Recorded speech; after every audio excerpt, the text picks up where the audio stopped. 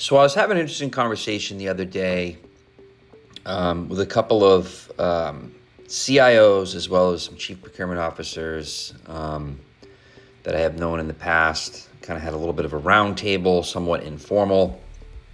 And we're talking a lot about state of the market, right? So like how large vendors like Salesforce and Microsoft, SAP, Oracle, others have been treating customers, right? I guess for a lack of a better term, both relationship, commercial, contractual, approach to selling more things, just generally, right?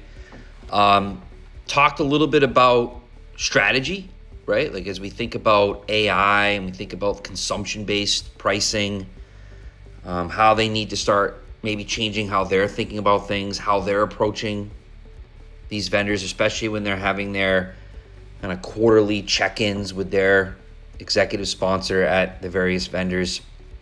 So it was a really good discussion.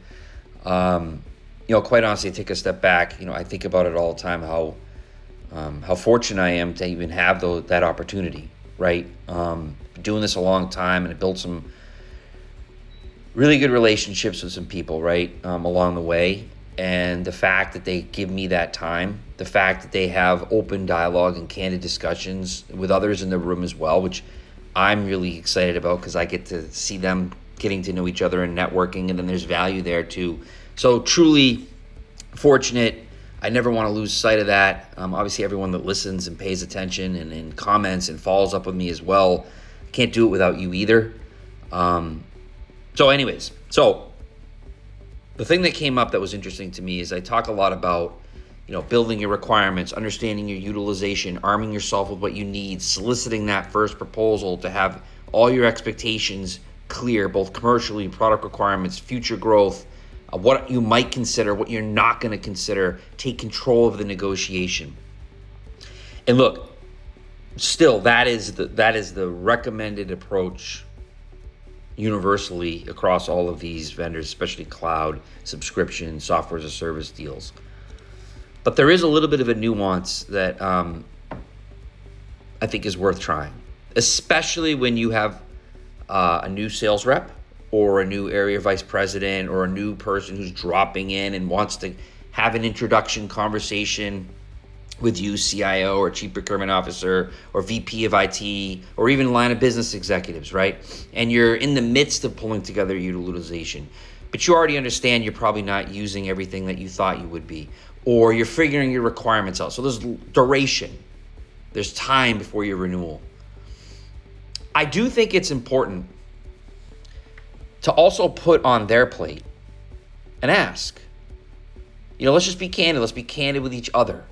I know that you, Salesforce vice president or new account rep, have a quota. I know that you need to grow my annual contract value. I know that you need us to do more with you. We all know that. So what I'd like you to do before I'm even finished getting my granular understanding, before I'm even finished putting myself in a position so we can have a productive discussion about what my needs are, I'd like to see what you think they are. If you want to submit a commercial proposal with that, that's great. But I'd like you to provide me your assessment of our utilization on the products that we have, how it's trended, how it's changed. I'd like you to present what you believe we should be considering, upgrades, new products. But don't just put it in there. I want a tailored rationale as to why we should be considering that.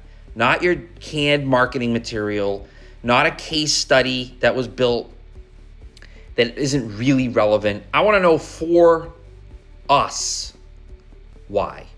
In other words, take that thing that's on your whiteboard, take that thing that you guys are building to drive what you want, and show me. Show me what you want. Show me what you believe we should be doing with you. Put your cards on the table, along with your understanding of how we're using products, where we're getting value, where we're not, why something new would be of value to me, tailored to our situation. Show me that. So I think taking that approach doesn't change anything about arming yourself. It doesn't change anything about getting to where you need to be so you can take complete control. That nuance, though, is going to be eye-opening, right? Do they actually do it? Are they able to do it? Do you start to see them sweat during your conference call, or if you happen to do it in person, right? There's leverage that you can start building by just simply making that ask. And again, it also sets the ground rules of, let's be candid with each other. I'm going to share with you, based on my work, what we can do and can't do. I'd like you to show me, based on your work, what you want us to do and why. So again, that's why I love these conversations, these small kind of roundtable discussions that I get to have, because it's these types of things. It's these types of things that then I get to share that hopefully is of value to you. But again, just remember that when you make an ask, they can say no. But if they say no in this particular instance, or they don't meet the mark, it is going to have a ripple effect when you present what you know you need. Because how can they counter that if they don't even understand it?